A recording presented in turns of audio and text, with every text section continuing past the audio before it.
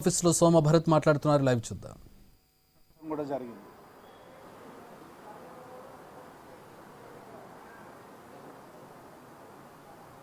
పరిపాలించమని mandate ఇస్తే కాంగ్రెస్ ప్రభుత్వం పాడు పనులు చేస్తూ ఉంది.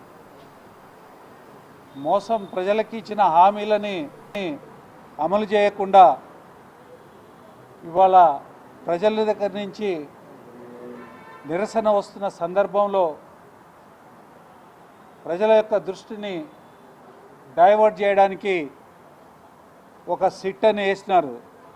ఎందుకు సిట్ వేసినారనేది ఇంత మటుకు ఒక కారణం చెప్పలేదు. సిట్ వేసిన ఆర్డర్లో కానివ్వండి, ప్రజలకు కానివ్వండి, ప్రభుత్వం నుంచి ఇంత మటుకు ఒక వివరణ అనేది రాలేదు.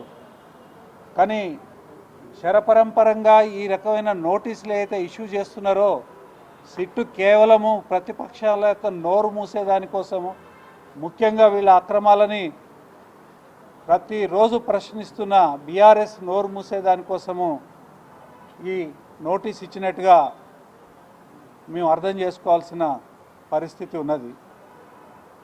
అయినా కానీ లా అబైడింగ్ సిటిజన్స్గా, తర్వాత లా అబైడింగ్ పార్టీగా, చట్టం మీద, కోర్టుల మీద నమ్మకం ఉన్నవాళ్ళుగా మేము ఖచ్చితంగా వీటన్నిటినీ చట్టబద్ధంగా ఎదుర్కొంటాము.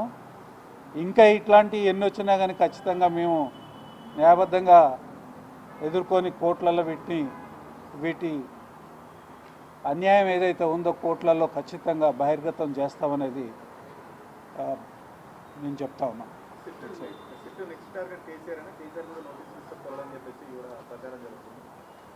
బ్రదర్, స్పెక్యులేషన్ చేయలేము, ఇట్లాంటి విషయాలలో స్పెక్యులేట్ చేయలేము.